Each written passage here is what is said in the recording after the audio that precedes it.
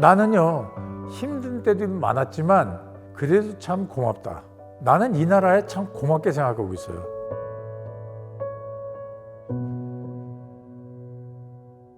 예, 제 이름은 제갈령입니다. 저는 한국의 경기도 포천 일동에서 태어났고요. 1954년 8월 16일 생입니다. 예, 1975년 3월에 왔습니다. 그 당시에 저희 당숙 되시는 분이 파라과이에 사셨는데 그때 한국을 나오셨어요. 나오셔서 저희 가정 형편을 보니까 그냥 이민 가서 살면은 그 이상의 어떤 보상을 받을 것 같다.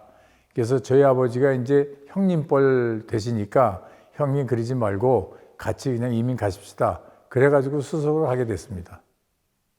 이제 그 당시에는 이제 저희 당숙께서 농사를 지시고 계셨기 때문에 같이 이제 농사 짓는 쪽으로 생각을 하고 왔죠. 그래서 제가 지금도 기억하는데 이민을 온다고 다 정리하고 공항에 나오는데 아버지가 지갑을 주시더라고요. 거기 50불짜리 한 장 들어있더라고. 그게 저희 총 재산이었어요. 어차피 이제는 니네들이 가서 니네들이 해야 되고 내가 할 수 있는 거는 너희들 뒷바라지밖에 없다. 그러면서 굉장히 좀 힘없어 하셨죠.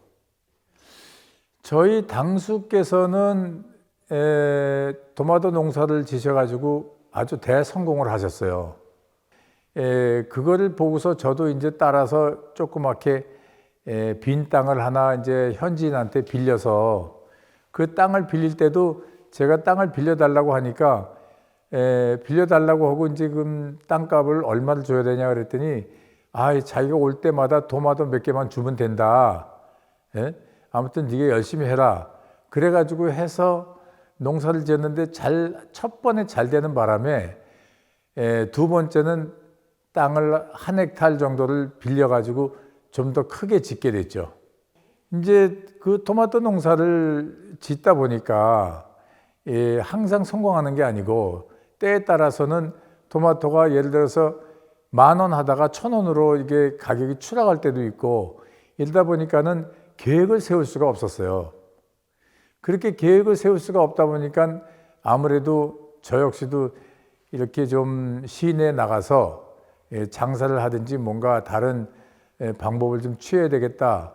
그래서 이제 구멍가게를 농사를 지면서 한편으로는 구멍가게를 하게 됐죠.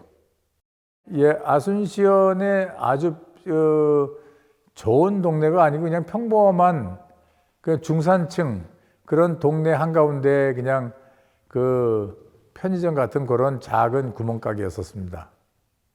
거기서는 이제 뭐 벌었다기보다 뭐 약간 벌기는 벌었겠죠.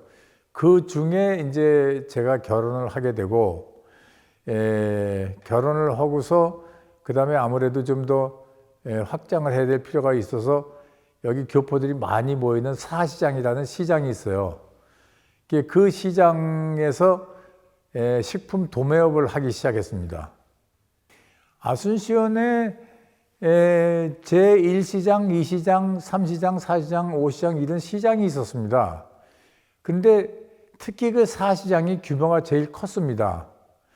그러다 보니까 그 시장을 중심으로 해서 이제 교포들이 모이게 됐고 그러면서 이제 한인촌을 형성하게 됐죠. 이제 이미 막 오신 분들은 방문 판매 그런 쪽으로 이제 일을 하시고 또 역시 이제 그 제품 생산하는 분들한테 직접 가서 옷을 띄어다가 파시는 분들도 많았고 그렇기 때문에 거의 다 교포들은 그 의류를 중심으로 해서 생산하고 판매하고 그런 식으로 많이 교포의 경제가 돌아갔던 것 같습니다.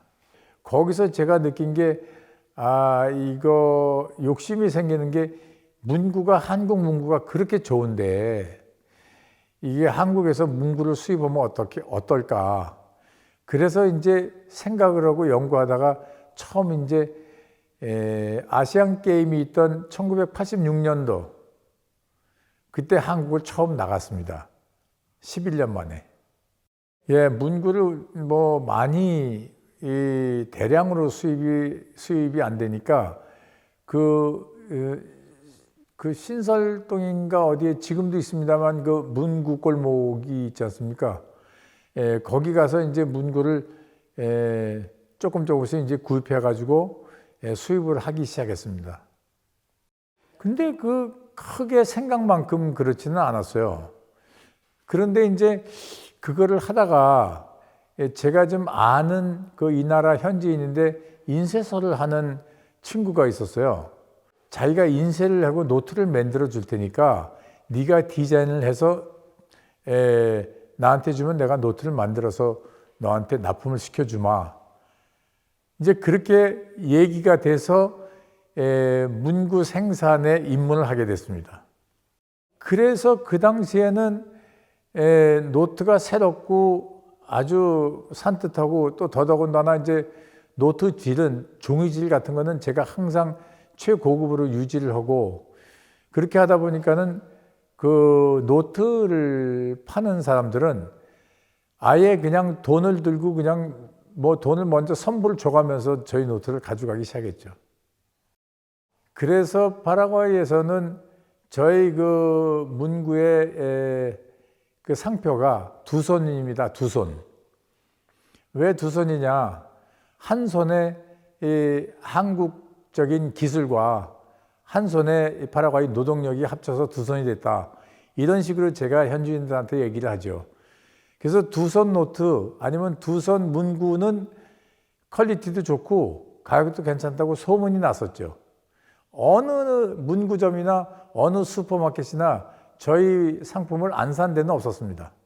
제가 노트 공장을 할 때 학교에서 한국 학교에서 노트를 구입하러 왔어요. 상품을 주기 위해서. 그러면 제 입장에서 그거를 어떻게 돈을 받습니까? 그 이제 그렇게 조금씩 지원을 하다 보니까 그 재단에서 학교를 운영을 했죠. 학교를 짓고 이 전일제 학교를 짓고 이제 운영을 하게 되면서 그 재단 활동을 하다 보니까 몇 년 지나고 보니까 제가 거기 이사장이 돼 있더라고요. 나는요 한마디로 이제 정리를 하면 그래도 감사하다. 그래도 참 힘든 때도 많았지만 그래도 참 고맙다. 나는 이 나라에 참 고맙게 생각하고 있어요. 한국에서 내가 살았을 때 내가 하고 싶은 거를 내가 하고 싶은 사업을 제대로 할 수 있을까? 그럴 여건이 쉽지는 않겠다. 근데 여기는 그런 여건을 나한테 줬어요. 근데 저는 단지 그냥 내가 살면서 이 정도면 감사하다. 이 정도면 내가 내 단도리하고 살았으면 됐지.